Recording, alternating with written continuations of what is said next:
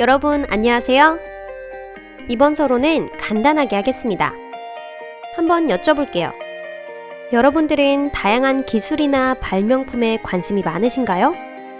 역사 속 수수께끼 같은 건 어떠세요? 만약 좋아하신다면 잘 찾아오셨습니다. 이번 영상에는 그런 내용들을 가득 담았습니다. 아직 잘 모르시겠다고요? 아무튼 잘 오셨습니다. 편안한 마음으로 시청해주세요. 그럼 시작합니다.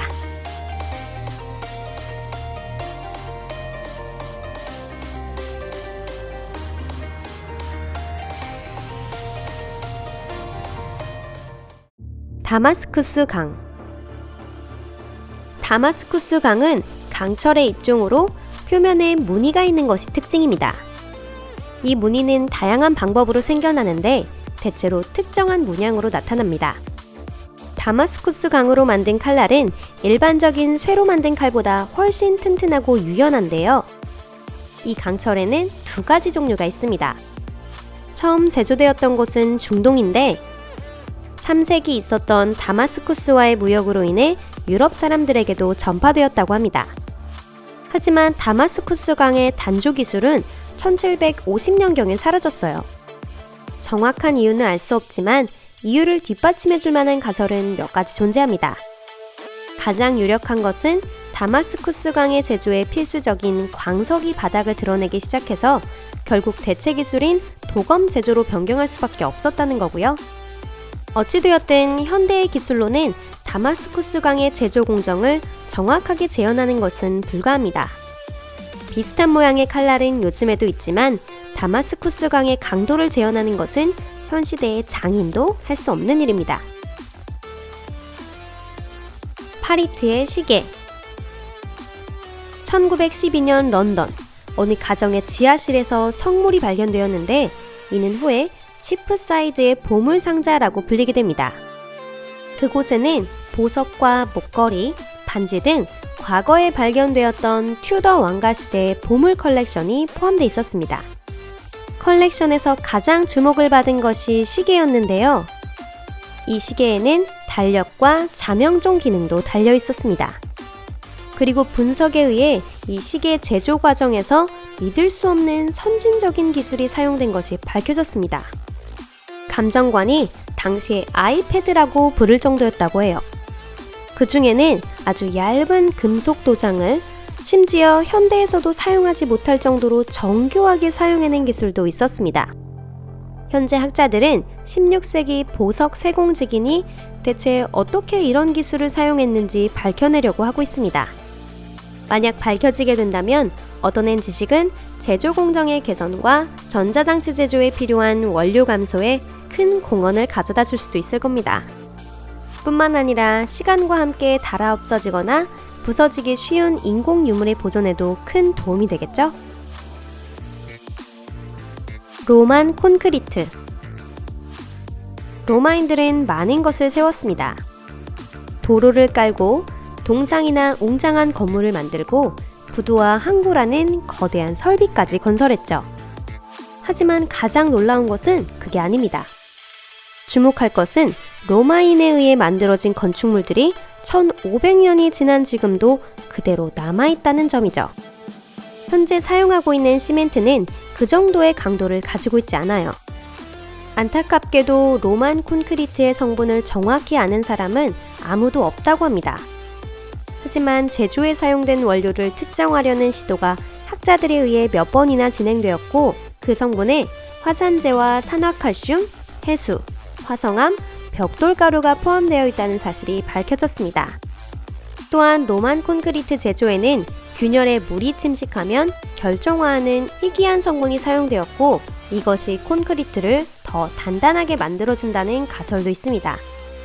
콘크리트의 내구성을 주는 것은 다른 물질이라는 가능성도 있지만 현재로서는 그게 도대체 어떤 물질인지는 아무도 정확히 알 수 없다고 합니다. 그리스 화약. 672년에 개발된 그리스 화약은 동로마 제국에 의한 해전에서 사용됐습니다. 이 액체는 물속에서도 불이 타기 때문에 동로마 제국 사람들은 이를 사용하여 매우 효과적으로 적함을 멸할 수 있었습니다. 그리스 화약은 12세기에 파멸 효과가 높은 다른 무기로 대체되기 전까지 사용되어 왔습니다. 그리스 화약의 사용법에 대한 기록이 있는 역사적 문서가 적지 않음에도 그 성분에 대해서는 언급이 없습니다. 사실 그리스 화약의 제조 방법은 기밀로 엄격하게 지켜지고 있었고 소수의 선택받은 사람만이 그 정보를 가질 수 있었다고 해요. 그리고 안타깝게도 이 비밀은 결국 그들이 무덤까지 가져가게 됐습니다. 학자들은 이 가연성 물질에는 수상에서 연소를 가능하게 하는 산화칼슘에 화약의 초기 형태였던 질산염이나 석유를 포함한 기타 원료를 조합한 것이 사용되었다라고 추측하고 있습니다. 하지만 학자들의 실험에도 불구하고 이 물질을 재현해내지는 못했습니다. 그래도 실망하기에는 아직 이릅니다. 제조법의 비밀은 밝혀지지 않았지만 그리스 화약은 현대의 네이팜탄이나 화염 방사기의 원형이 되고 있습니다. 또한 그리스 화약은 이후 왕좌의 게임으로 드라마화되기도 했던 판타지 소설 얼음과 불의 노래에 등장하는 불타는 액체의 모델이 되기도 했습니다. 삭사유화만의 돌. 언젠가 페루로 가시게 된다면 쿠스코에 가보시기를 추천드립니다. 쿠스코는 독특한 건축물로 유명한데요. 특히 시의 북부에는 모든 역사학자와 고고학자들의 골머리를 앓게 한 삭사유화만의 유적이 있습니다. 이 유적은 특별한 모르타르 없이도 고정되는 거대한 바위로 쌓아 올린 구조로 되어 있는데요. 또한 그 거대한 바위에서 무게 200톤에 달하는 단구가 만들어졌습니다. 이 구조의 정교함은 정말 놀라울 정도인데요. 돌이 빈틈없이 빽빽하게 쌓여 있어서 종이 한 장이나 바늘 하나도 들어갈 틈이 없습니다. 고대 건설자가 어떻게 이런 것을 만들 수 있었는지에 대해 몇 가지 설이 존재합니다. 식물에서 만들어진 어떤 물질을 사용해서 돌을 미리 부드럽게 해놓았을 수도 있고요. 모퉁이를 부드럽게 하기 위해서 거울로 태양광을 모아 돌을 녹였을 수도 있습니다. 이것이 정말인지는 알 방법이 없지만요. 이 유적을 만들어낸 문명의 기록이 모두 옛날에 소멸됐기 때문입니다. 아르키메데스의 살인광선. 마지막으로 지금도 여전히 학자들이 머리를 싸매고 있는 수수께끼를 하나 더 소개해 드릴게요. 고대의 기록이나 기원전 212년에 만들어진 동상에 의하면 시라쿠사 공성전 때 아르키메데스는 빛을 모으는 렌즈를 통해 훌륭한 발명품을 만들어냈는데 이는 먼 거리에서도 로마군의 전함에 불을 붙일 수 있었다고 합니다. 이런 효과를 얻기 위해 아르키메데스는 태양광선을 모으는 포물면 거울 몇 가지를 사용한 것으로 알려져 있습니다. 이 발명품은 아르키메데스의 살인광선이라 불리게 되죠.